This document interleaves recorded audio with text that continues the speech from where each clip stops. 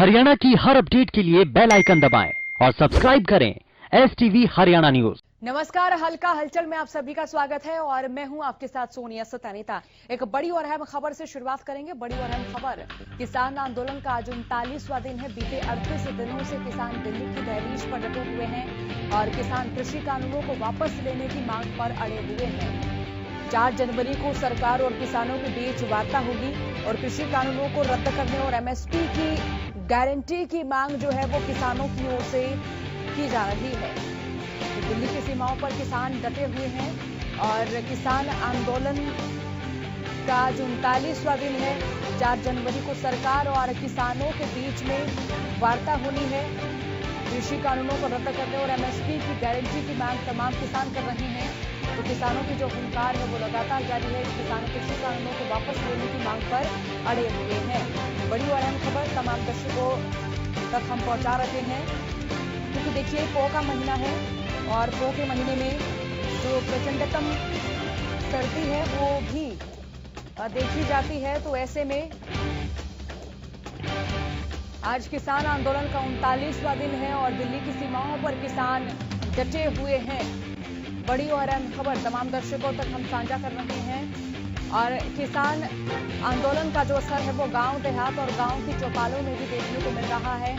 तमाम जो किसान हैं वो अपने क्षेत्र के विधायक सांसद के आवास का घेराव करते नजर आ रहे हैं और उनकी ओर से यही कहा जा रहा है कि सत्तासीन तमाम मंत्री, तमाम विधायक, तमाम सांसद किसानों को समर्थन दें और केंद्र सरकार से वो भी मांग करें कि तीनों कृषि कानून जल्द से जल्द रद्द हों। तो कृषि कानूनों को वापस लेने की मांग पर किसान अड़े हुए हैं और 4 जनवरी को सरकार और किसानों के बीच में वार्ता होनी है। कृषि कानूनों को रद्द करने और MSP की गारंटी की मांग किसानों की ओर से की जा रही है। तो लगातार हल्का हलचल में हम मुखातिब करा रहे हैं। आज के खबरों से रुक कर लेते हैं हमारे संवाददाता लाजपत की, जो कि इस वक्त हमारे साथ लाइव जुड़ चुके हैं। लाजपत हमारे साथ लाइव जुड़ चुके हैं। लाजपत, सबसे पहले बात मैं मौसम की करना चाहूंगी, क्योंकि देखिए पौ की प्रचंडतम सर्दी तो है हालांकि, लेकिन बारिश भी आज हो रही है, तो यहाँ क्या मिजाज? जी बिल्कुल सोनिया, यहाँ पर अगर बात करें तो कल ही से रुक रुक कर बारिश हो रही है, थोड़ी थोड़ी बूंदाबांदी हो रही है। लेकिन बात करें तो ठंड की, और ठंड इस वक्त काफी कड़ाके की ठंड है। और लेकर जो सिंगू बॉर्डर है, जहाँ पर बिंदु पॉइंट है, किसानों का आंदोलन जस की तस है और लगातार जो है किसान से होकार बढ़ते हुए हरियाणा के किसान भी अब पंजाब के साथ मिलकर जो आंदोलन को लड़ रहे हैं। सोनिया, ऐसे में लगातार जो है बात करें तो सिंगू बॉर्डर की जो दहलीज है वहां पर दिल्ली से लेकर और कुंडली, प्याऊ और सिंगू बॉर्डर 3 पॉइंट है, जहां पर 10 किलोमीटर का लंबा दायरा है, जहां पर किसान अपनी बात को लेकर अड़े हुए हैं। जी सोनिया। लाजपत, इसी बीच अगर किसान आंदोलन के असर की बात करें तो शहर पर कितना असर पड़ रहा है? जी बिल्कुल सोनिया, आपको दिखा दूं, मेरे पीछे जितनी भी ये गाड़ियां हैं आप देख सकते हैं कि ये जितनी भी गाड़ियां हैं आपको दिखा दूं कि जहां पर मैं सोसाइटी के यहाँ पर सोसाइटी में हूँ। और ये गाड़ियां देख सकते हैं आप, ये जो गाड़ियां हैं ये दिल्ली जाती हैं, जो कि व्यापारी हैं और जो ड्यूटियां करते हैं उन लोगों की गाड़ियां हैं। जो दिल्ली में जाने वाले व्यक्ति हैं वो कहीं ना कहीं इस आंदोलन से प्रभावित हो रहे हैं। इस आंदोलन से प्रभावित इसलिए सोनिया की लगातार जो है किसान आंदोलन पर बैठे हैं और ये जो व्यापारी हैं इनसे हमारी बातचीत हुई तो इन्होंने कहा कि पहले कोरोना की मार थी, फिर लॉकडाउन की मार थी, तो लगातार अब किसानों का आंदोलन है, तो कहीं ना कहीं काफी लंबा सफर तय करना पड़ रहा है। ऐसे में व्यापारी जो है वो कहीं ना कहीं दहशत में है, लेकिन खींचातानी जो सरकार की और किसान की है उसका खामियाजा आम व्यक्ति भुगत रहा है। व्यापारी भी पिस रहे हैं और जो मध्यम परिवार है, जो छोटा परिवार है, जो व्यापारी के साथ जुड़कर अपना घर चलाता है, वो भी इसमें पिसता हुआ नजर आ रहा है। सोनिया, जो औद्योगिक क्षेत्र सबसे बड़ा सोनीपत का NCR में है, जो दिल्ली नजदीक होने की वजह से व्यापार जो है दोनों जगह चलता है, दिल्ली भी और हरियाणा भी, जिला सोनीपत भी। 70% जो लोग हैं वो दिल्ली से आवागमन करते हैं, क्योंकि व्यापार जो है, फैक्ट्रियां हैं वो यहाँ पर माल बनाते हैं और दिल्ली में सप्लाई होता है, दिल्ली से पूरे देश में जाता है। तो कहीं ना कहीं दिल्ली का जो दम घोटा गया है किसानों की तरफ से।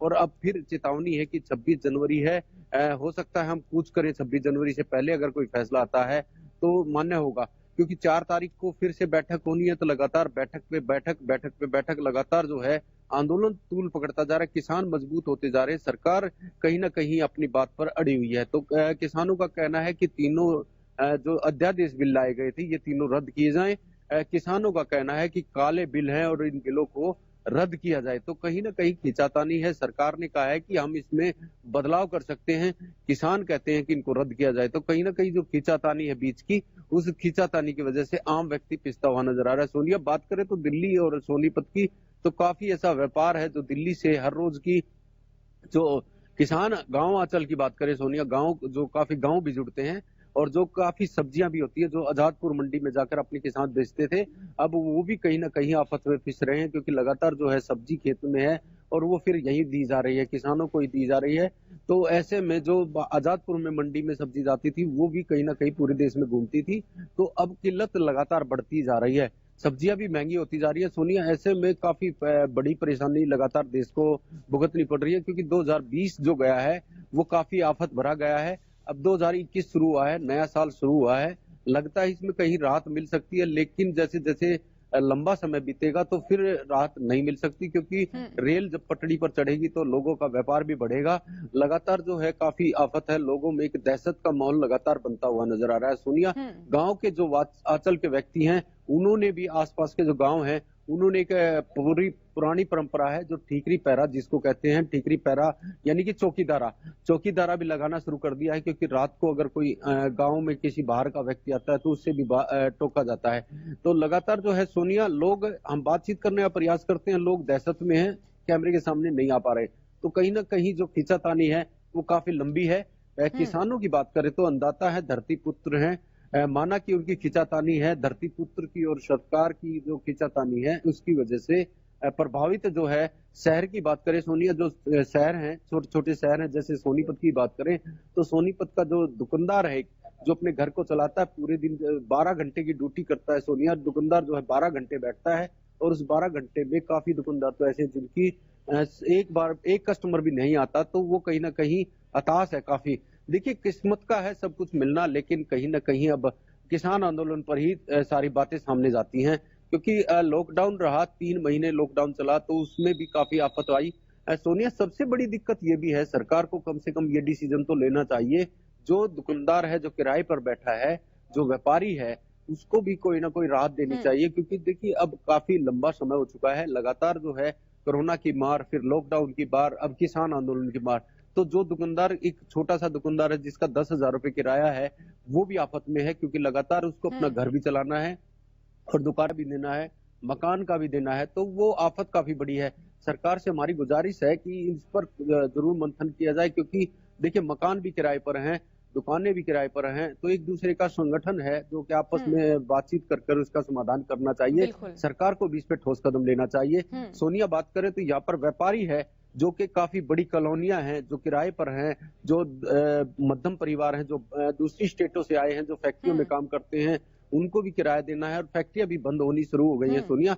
जहां 50 लोग काम करते थे वहां 10-20 से काम चला रहा है। फैक्ट्री मालिक ने कहा कि भाई इनका किराया, जो इनकी सैलरी है, इनका कैसे पूरी होगी, क्योंकि जो माल है, जो कच्चा माल जो बनाते हैं फैक्ट्री में, फिर उसको मॉडिफाई बनाया जाता है, कोई भी चीज बनती है तो वो बाजार में जाती है तो बिकती है, तो बाजार में अब जा नहीं रही, क्योंकि जो बात करें तो सोनिया, दिल्ली एनसीआर से निकलते ही जो पाकिस्तान तक का जो जाने वाला रोड है, जो देश का सबसे बड़ा हाईवे है, जिसको अभी 44 के नाम रखा है, पहले NH1 चलिए, था। बहुत बहुत तो शुक्रिया लाजवाब तमाम अपडेट, तमाम जानकारी के लिए। तो किसानों का आंदोलन लगातार जारी है और इसी भी बड़ी और अहम खबर की ओर रुख कर लेते हैं। बड़ी खबर तमाम दर्शकों तक इस वक्त हम साझा कर रहे हैं। प्रदेश में बारिश से मौसम का मिजाज बदला। हालांकि जनवरी का ये महीना है और प्रचंडतम सर्दी का ये महीना है, लेकिन इसी बीच बारिश ने ठंड और ज्यादा बढ़ा दी है। बारिश, कोहरे और ठंड से जनजीवन प्रभावित होता नजर आ रहा है।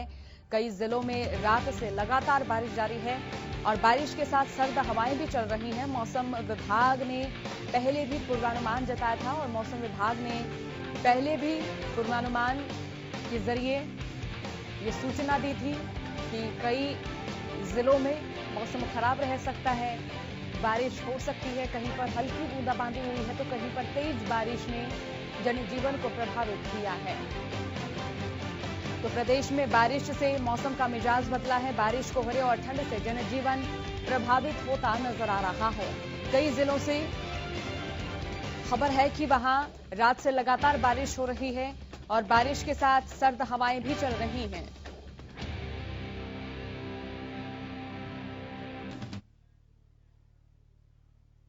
तो चलिए रुक कर लेते हैं पानीपत की ओर, जहां से हमारे संवाददाता जितेंद्र शर्मा हमारे साथ लाइव जुड़ चुके हैं। जितेंद्र, बताएं कि यहां मौसम का क्या मिजाज है? सोनिया, देखिए सबसे बड़ी बात तो ये है कि जिस तरीके से पहली तारीख को धुंध पड़ी थी और नए साल पर धुंध का आगाज हुआ था, तो कहीं ना कहीं मौसम वैज्ञानिकों ने कहा था कि 3 तारीख से 5 तारीख तक बारिश होगी। और आप मेरे पीछे देख सकते हैं, लोग बाग आ जा रहे हैं और धुंध कहीं नहीं है।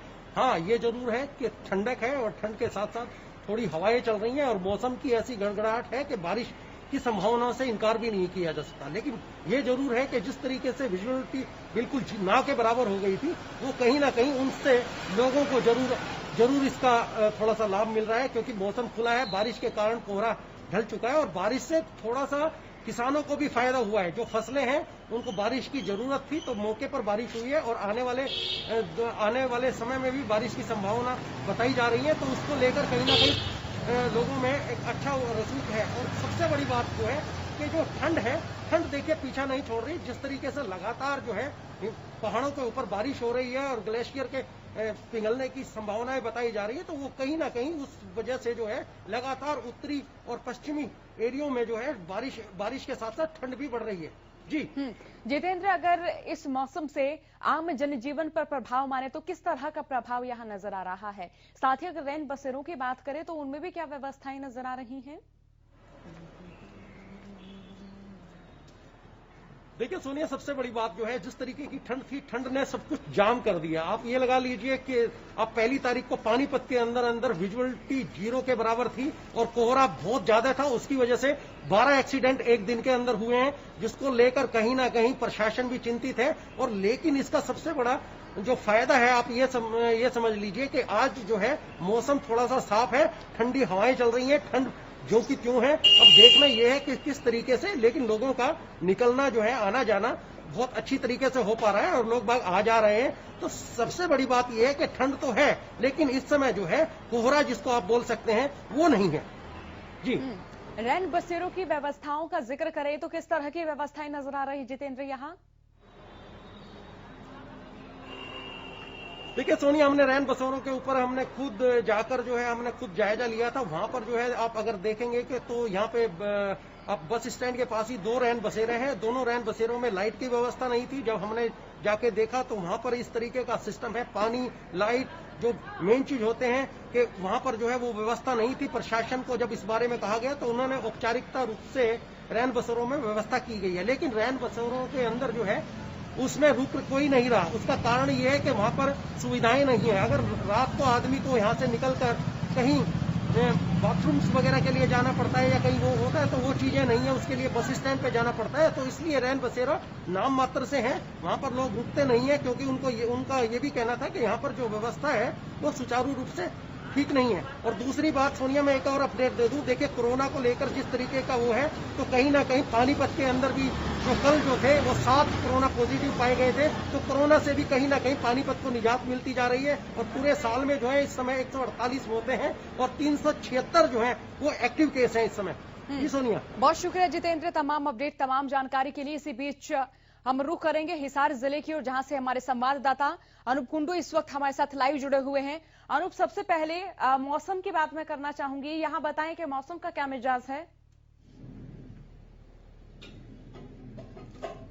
सोनिया जी, अगर मौसम की बात की जाए तो बहुत ठंड पड़ रही है और कल जिस प्रकार से बूंदाबांदी हुई थी उसके बाद तेज हवाएं चल रही है। सुबह से बादल छाए हुए हैं, सूर्य देवता ने भी आज दर्शन नहीं दिए हैं और तेज हवाओं के साथ जो है ठंड लगातार बढ़ रही है। कल का जो दिन रहा था वो शिमला से भी ठंडा हिसार का दिन रहा था, क्योंकि जिस प्रकार से टेम्परेचर लगातार नीचे गिर रहा है, अब टेम्परेचर 0 से भी नीचे जाने की संभावनाएं आने लगी है। जिस प्रकार से ठंडी हवाएं चल रही है वो आम जनजीवन को अस्त व्यस्त करने वाली है। जी सोनिया।